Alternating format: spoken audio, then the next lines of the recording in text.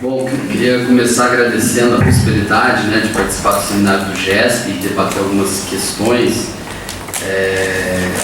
e dizer que o que eu tentarei apresentar aqui, na verdade, não é a temática.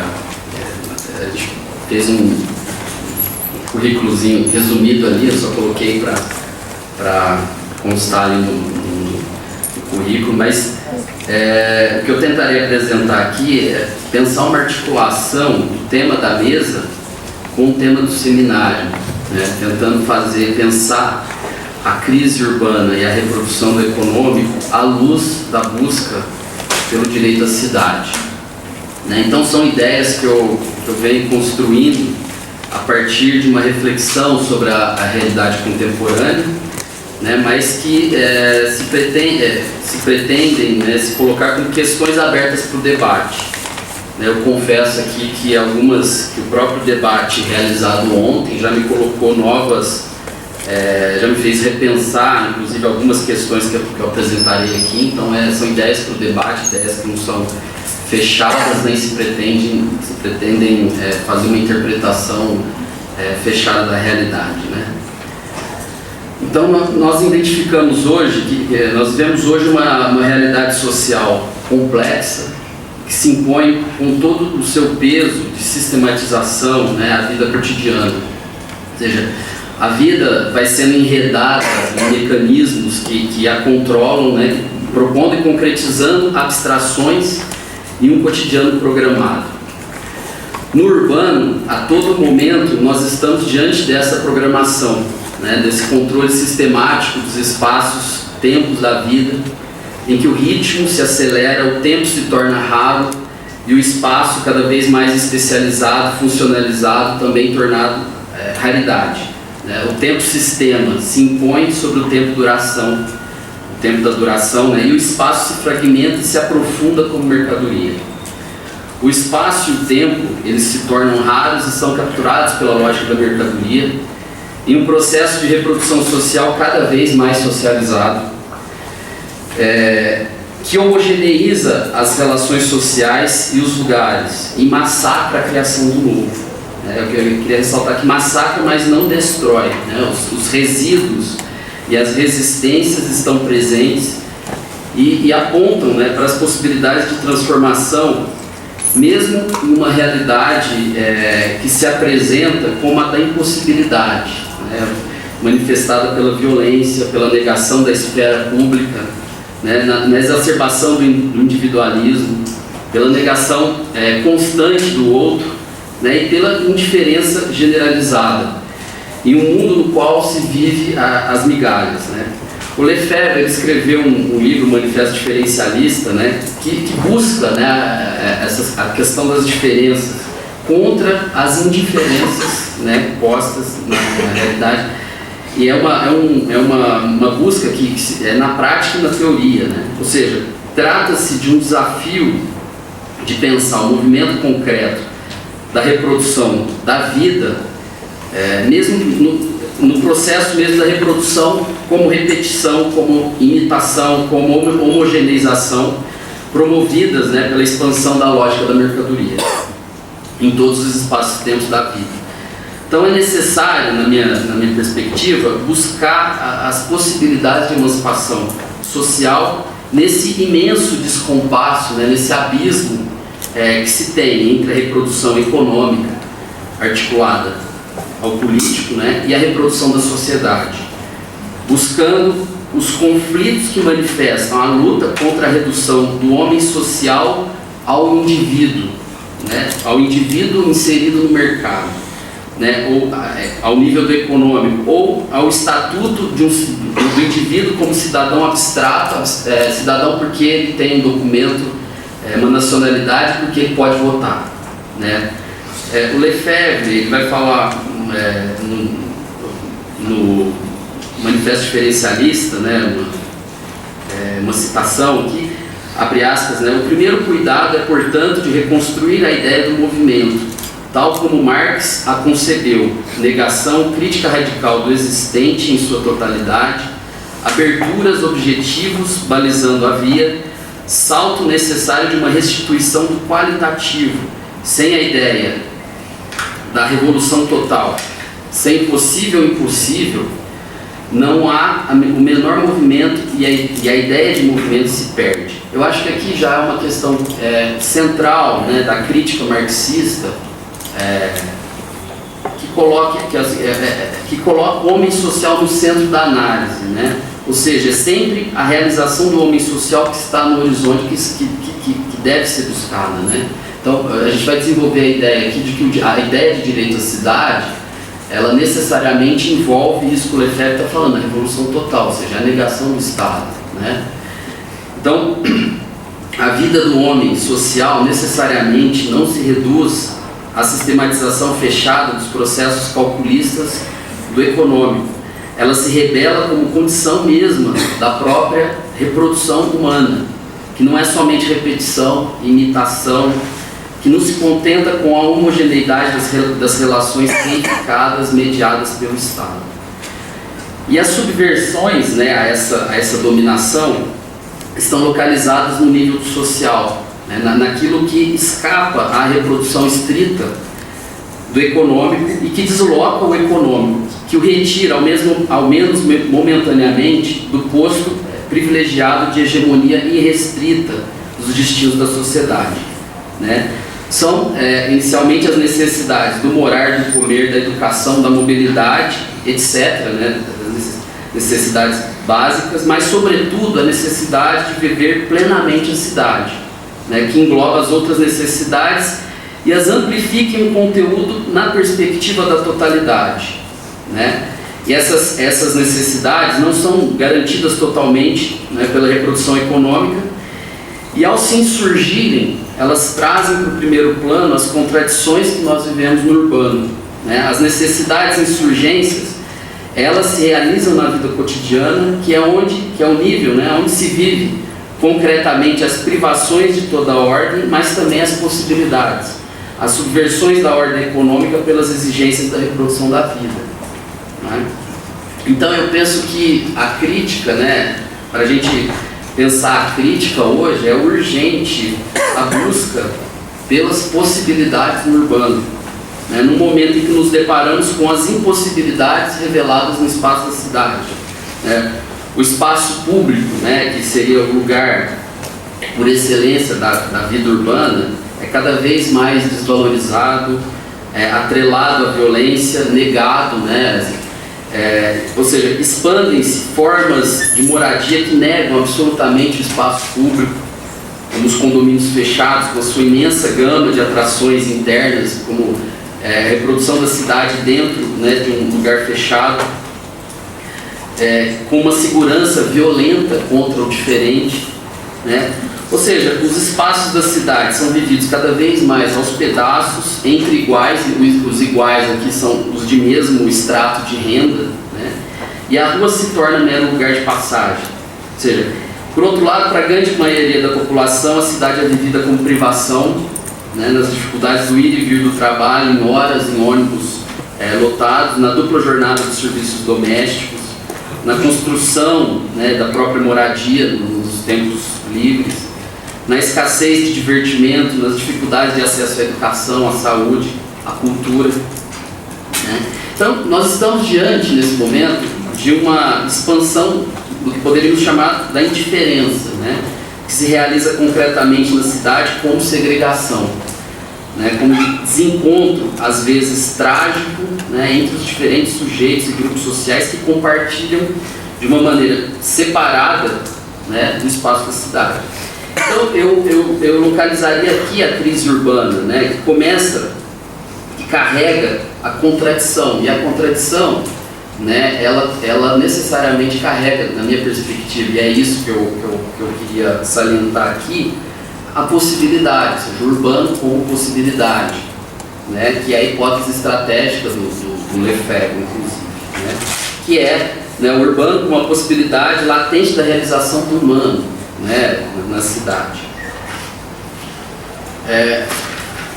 Os mecanismos estatais nesse contexto, eles regulam, controlam a realização desse mundo da impossibilidade, né? Eu citaria o exemplo, por exemplo, das audiências públicas, né, que revelam o controle dos agentes hegemônicos da produção do espaço, né?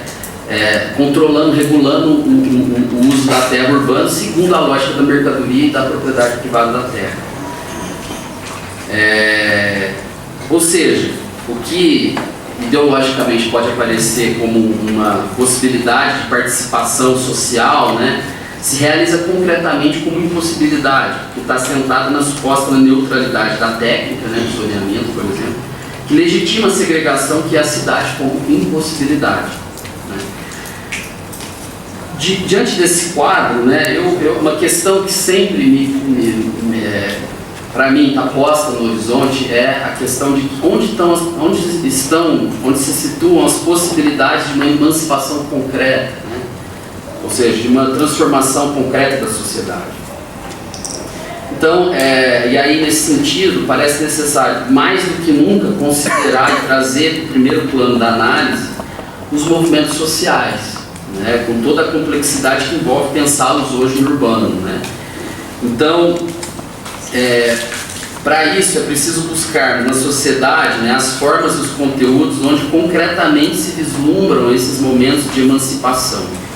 Né? Fica evidente hoje que a luta é a luta central, né, as lutas sociais, elas se realizam como uma luta pelo espaço, né, porque o espaço entrou definitivamente nos mecanismos da reprodução econômica. Né?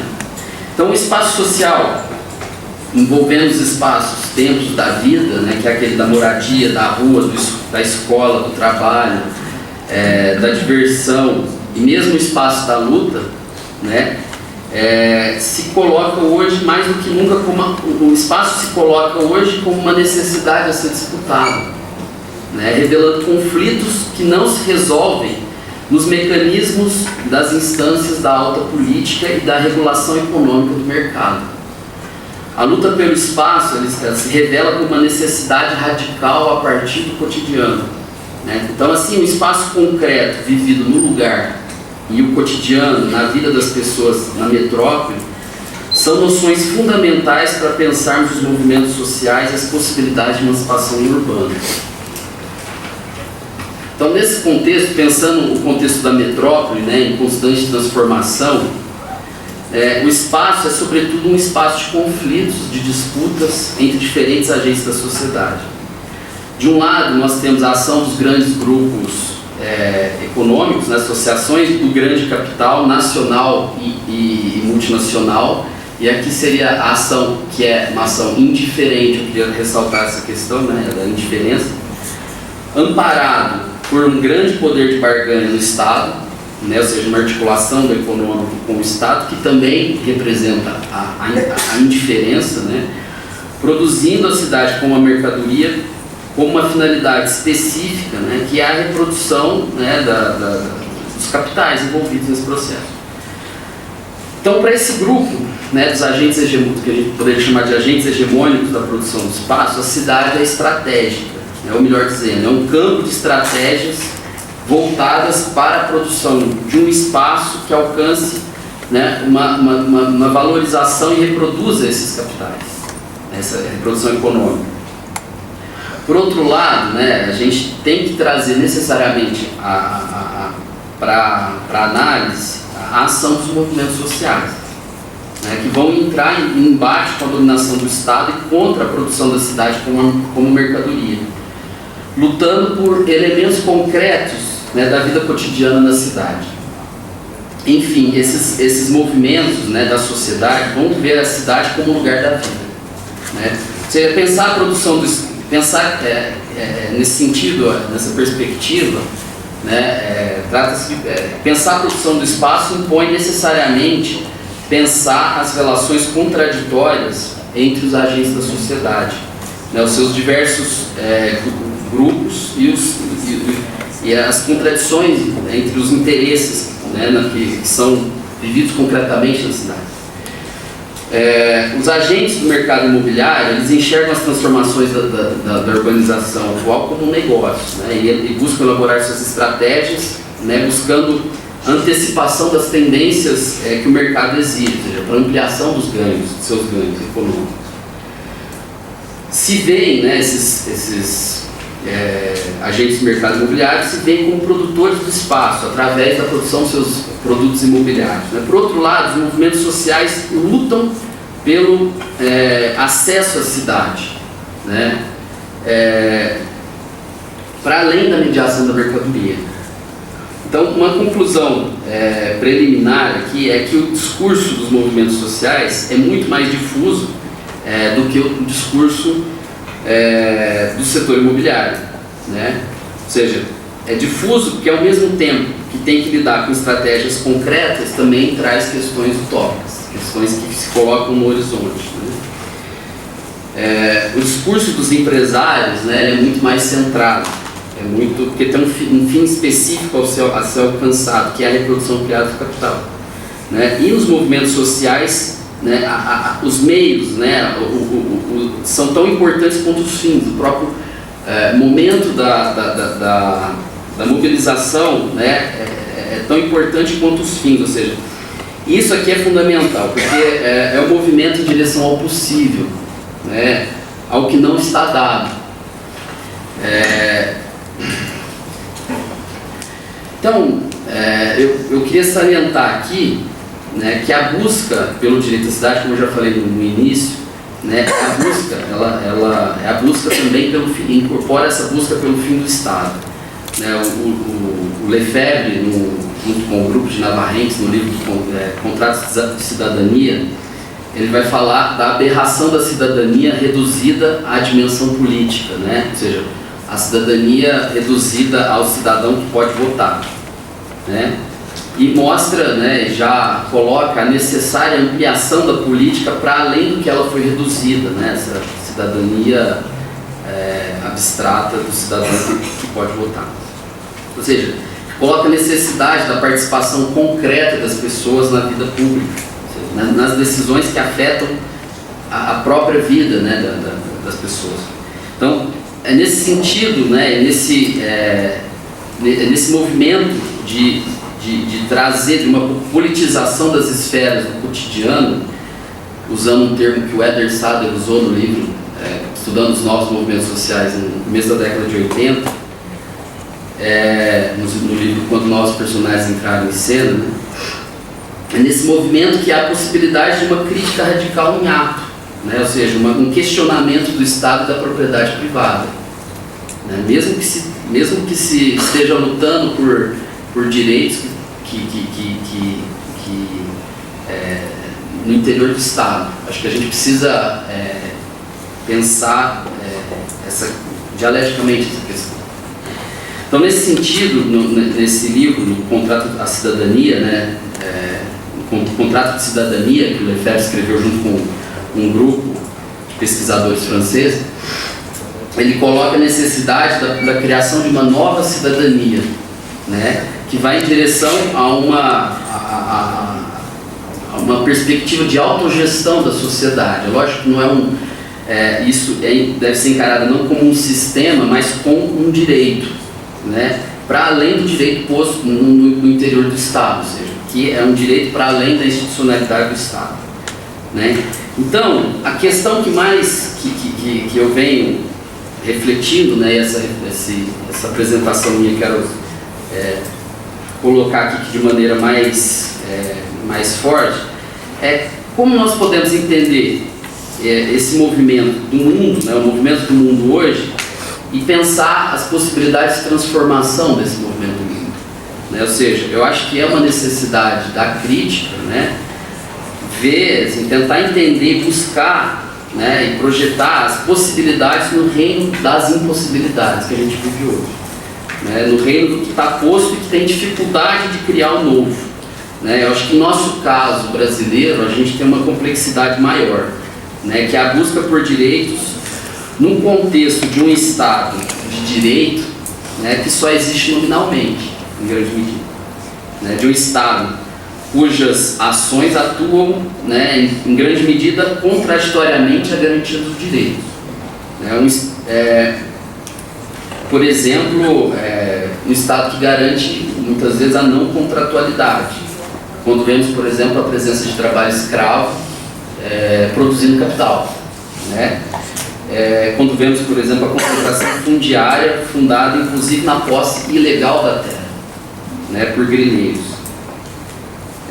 Então, hoje no presente, né, está em pauta, no âmbito da política institucional brasileira, a regressão de direitos sociais conquistados, né, ou seja, a questão da terceirização, por exemplo, a questão da PEC 215, que é uma retirada de direitos, né, dos povos indígenas, né, uma regressão nos direitos das mulheres, né, dos homossexuais, enfim, a gente está numa pauta bem conservadora aí, né?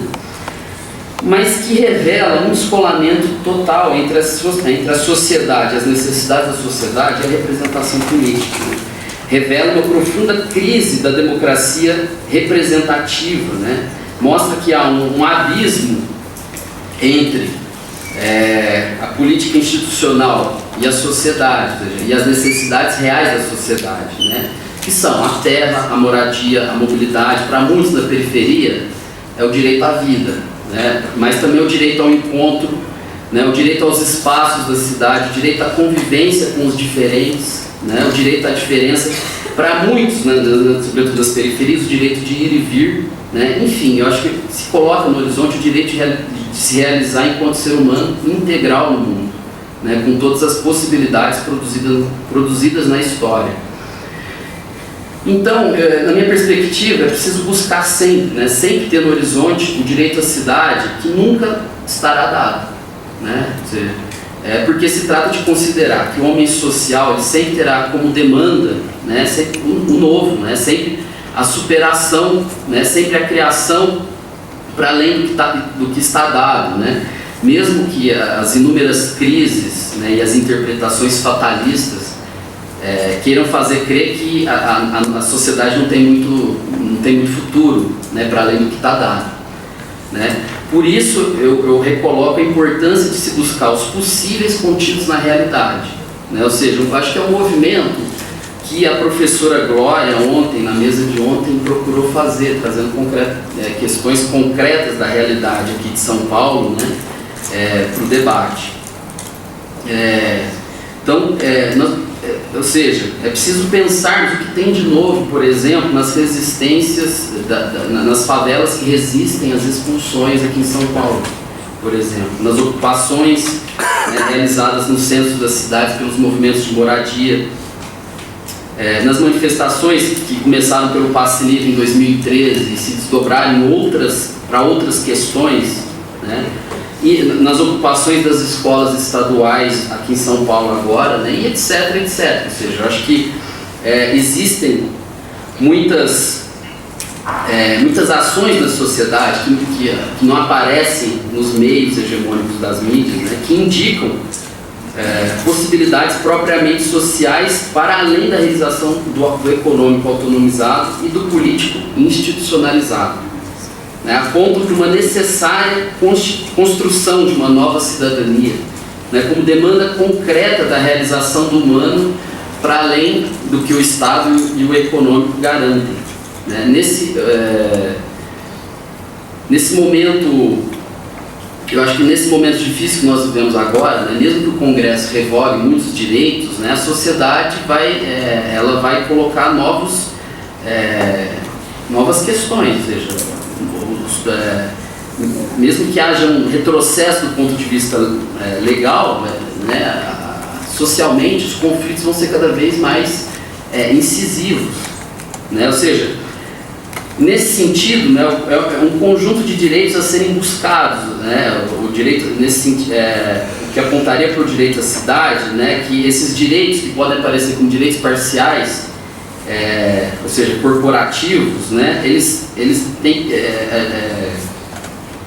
que remeter à totalidade da realização do homem em sociedade, né, no sentido de que as lutas parciais elas convirjam para a transformação da sociedade como um todo, né, ou seja, a transformação das relações sociais, do espaço, do tempo, para além uma superação das fragmentações vividas concretamente no cotidiano, né.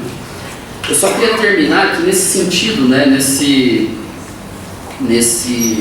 concluindo, nesse sentido eu acho que do ponto de vista de nós que pesquisamos o urbano, né, uma necessária olhar, né, na realidade para esses movimentos que tentam a subversão, né? E nesse sentido é buscar os grupos liminares da sociedade. José de Souza Martins vai falar no livro A Sociedade Vista do Abismo que é necessário se colocar no olhar de quem está no abismo, de ver a sociedade a partir do abismo, né? Eu só queria terminar com uma citação do próprio Martins do livro A Sociedade, A Sociabilidade do Homem Simples, né? Ele vai falar o seguinte: a reprodução social, lembrou Lefebvre mais de uma vez, é a reprodução ampliada de capital, mas é também reprodução ampliada de contradições sociais. Não há reprodução de relações sociais sem uma certa produção de relações. Não há repetição do velho sem uma certa criação do novo. Não há produto sem obra, não há vida sem história. Esses momentos são momentos de anúncio do homem como criador e criatura de si mesmo. É no fragmento de tempo do processo repetitivo produzido pelo desenvolvimento capitalista, o tempo da rotina, da repetição do cotidiano, que essas contradições fazem saltar fora o momento da criação e de anúncio da história, o tempo do possível, e que, justamente por se manifestar na própria vida cotidiana, parece impossível.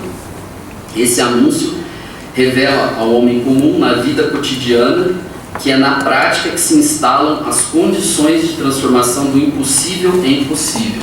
Então é nesse sentido, né, essa questão que eu queria colocar para o debate, né, dessa necessária busca das possibilidades. Bom, obrigado.